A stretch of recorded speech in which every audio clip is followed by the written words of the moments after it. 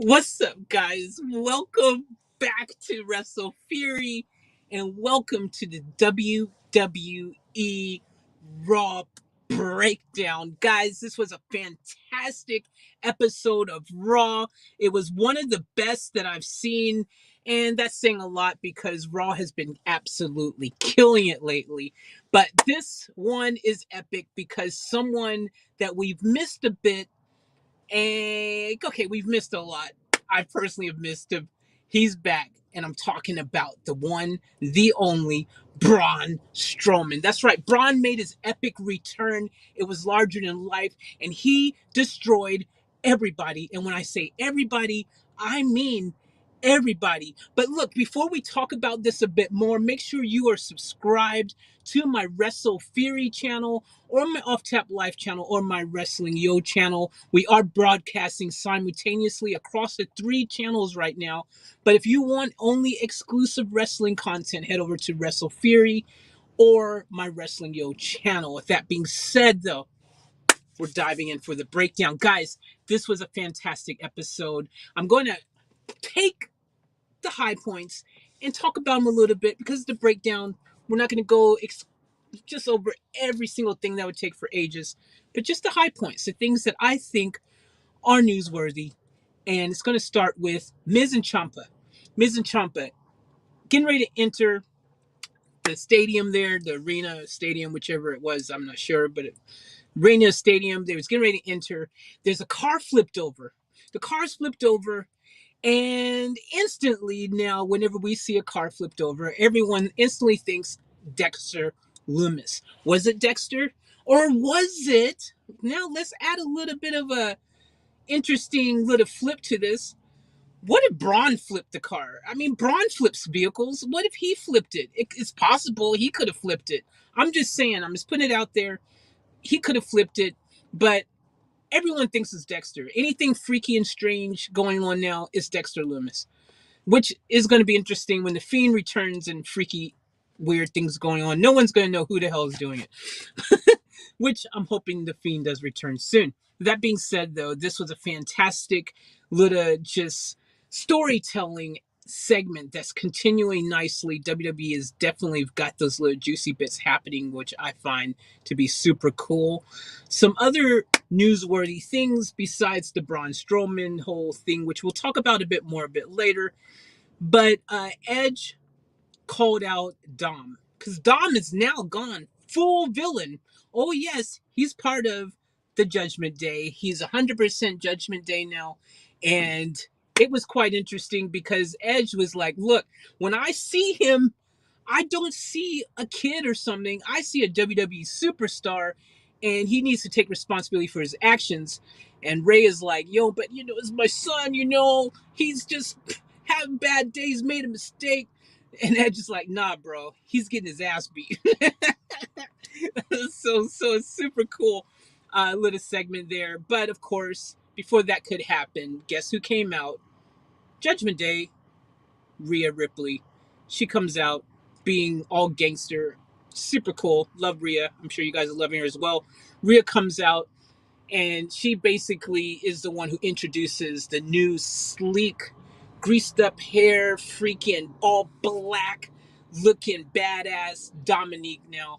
And it's just a whole different ball game going on, which is pretty dope, man. Like, I gotta say, I like the story. I like seeing Dom being this independent dude, even though he's gone dark side. It's still pretty cool because now he's doing his own thing. He's not like daddy's boy kind of thing. I like it. I like the story. That was freaking awesome, that whole little segment. And of course, Judgment Day ended up destroying Edge. Edge just got his freaking, he got taken to town. Now, the other thing we can talk about quickly is let's talk about the big thing because it is the big thing that happened all night, which obviously is Braun Strowman. Braun Strowman coming back. It was a fatal four-way for tag team contenders championship opportunity, and it was a great foursome going on. You had the New Day, you had uh, who else was there? Freaking the Academy. Um, freaking I've got Los Lusurios or whatever they're called, and then New Day. Oh, and Street Profits. That's who was there. So they had that whole thing going on. It was like playing out like you expect. Fatal Four Ways are so much fun, anyways, right? And suddenly you hear and Braun's music hits, dude. And I'm telling you, when his music hit, I lost my mind, man, because I was like, no freaking way. Even though the rumors were out there, we've all heard the rumors, but until it really happens, it's just a rumor. So I don't really get too excited about the rumors because we hear tons of rumors that never happen. So when his music hit, I was like, freaking hell yeah. And I was like just so excited, especially because they had him come out and he looked like a beast, like a monster, right? Because he's a monster among men. So they showed him. Now he's the monster of monsters. They've got some new merch you can get. It actually has monster of monsters on it and stuff now. But look, I'm telling you, it was so cool to see because he freaking literally, and I'm telling you, literally destroyed every single person that was out there. It looked like a tornado freaking hit the whole area. Like it was just so freaking awesome. And that's how you got to book Braun. Like if you're going to have him come back, make him come back like a freaking just crazy, freaking unstoppable force to be reckoned with.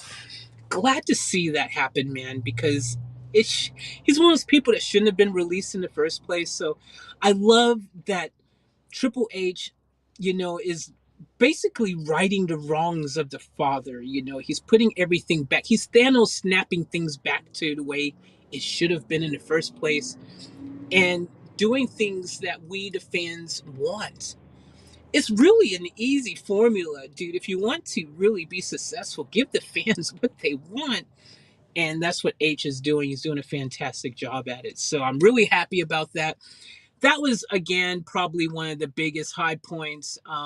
Damien Priest and Ray had a match. Um,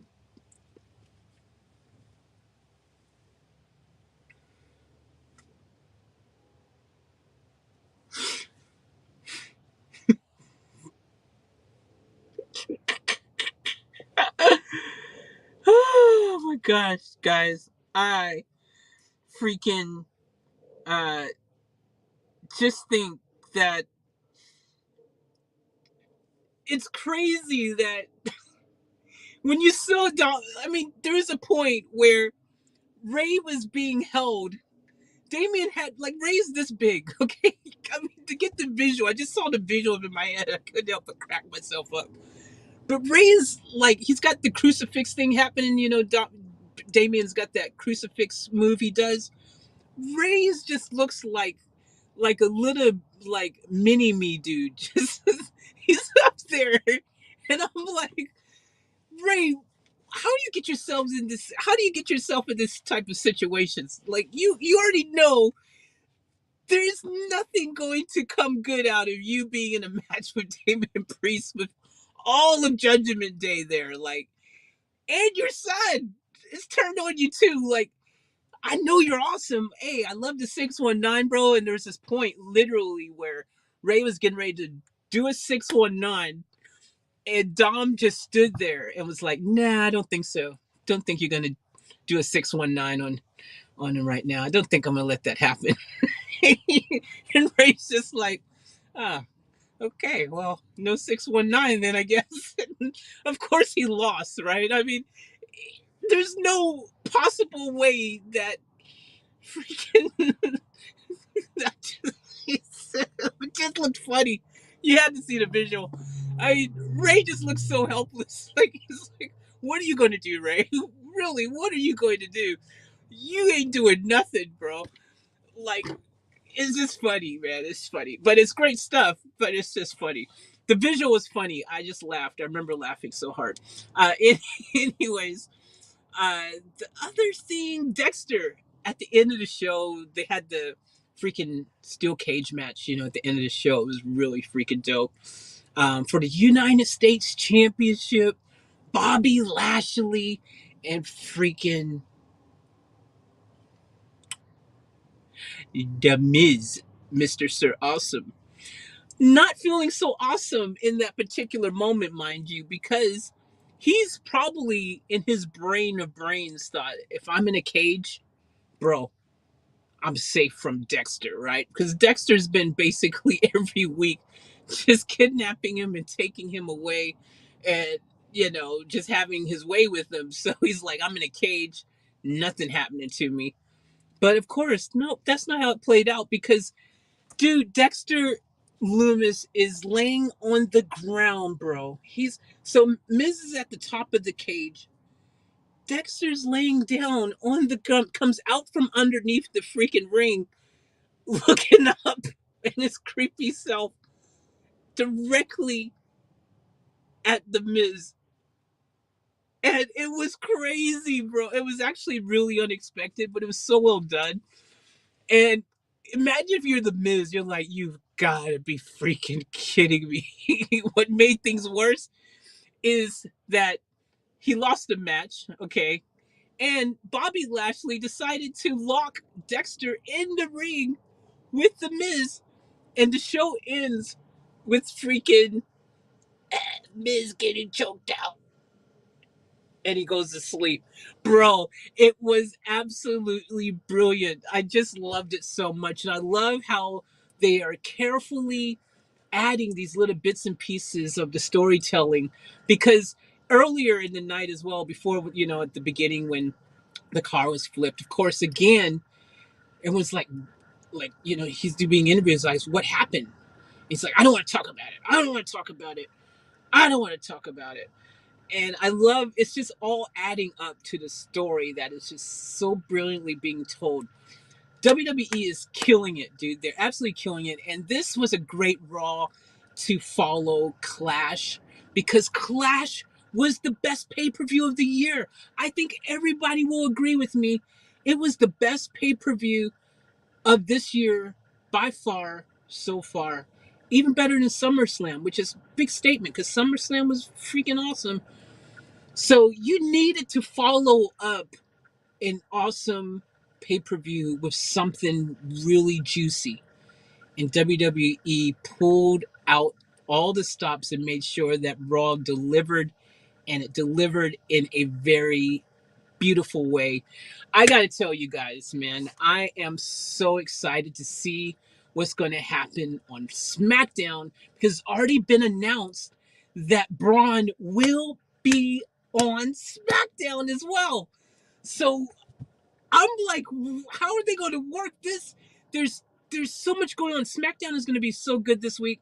You've got Braun going to be there. You got the new Bloodline Solo from NXT now up on the main roster going to be there. There's going to be so much going on. Maybe Paul Heyman's going to be back finally.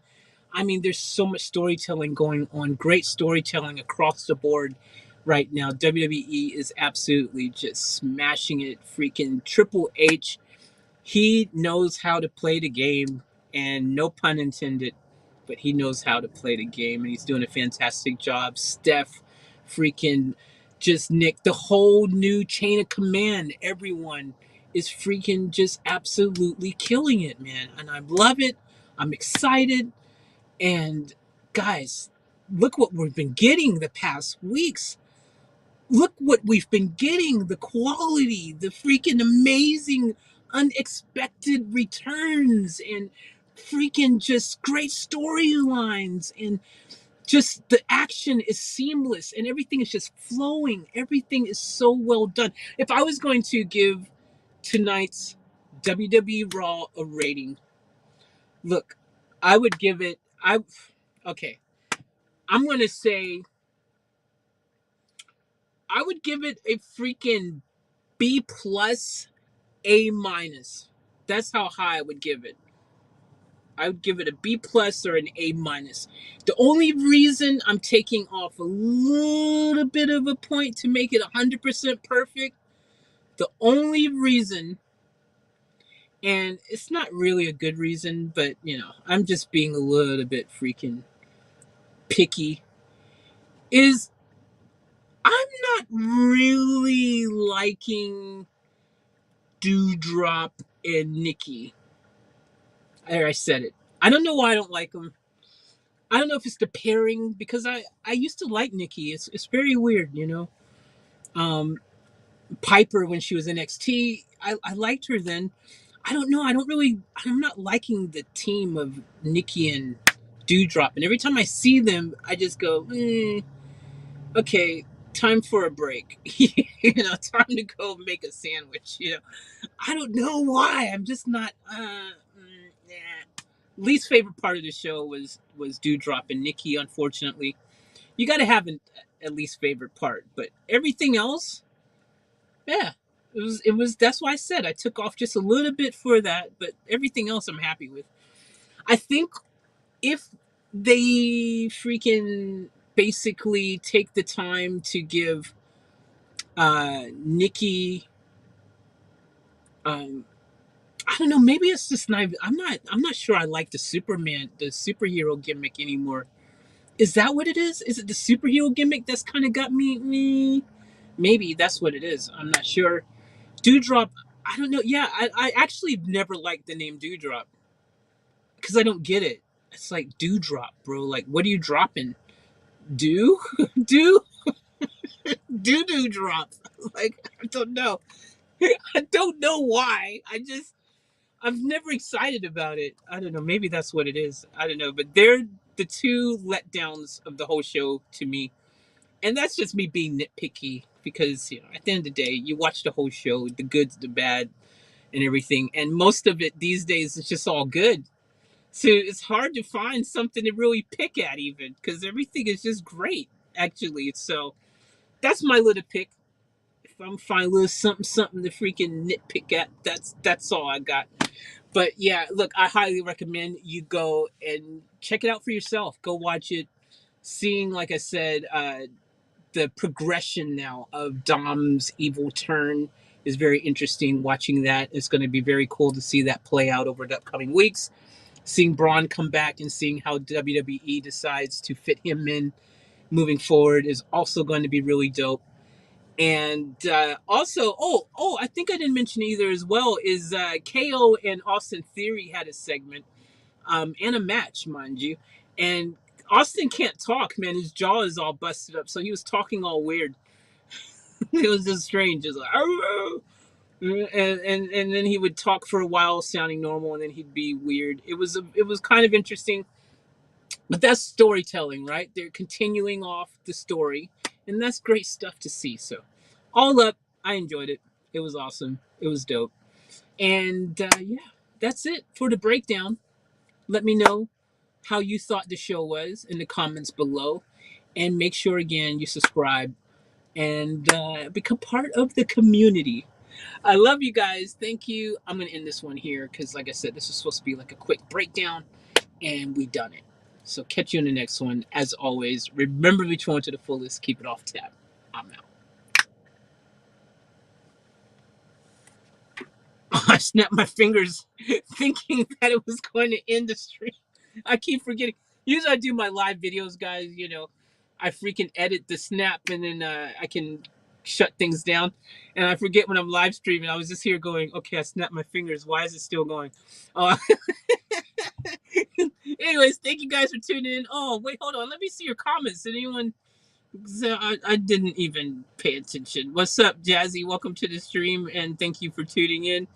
I should have freaking took time to check all the comments and stuff. But anyways, just the breakdown is done. Catch you in the next one. Write in the comments. I'll reply back to you guys in the comments below. So, all right, peace out. And I am going to this time really in delayed snap.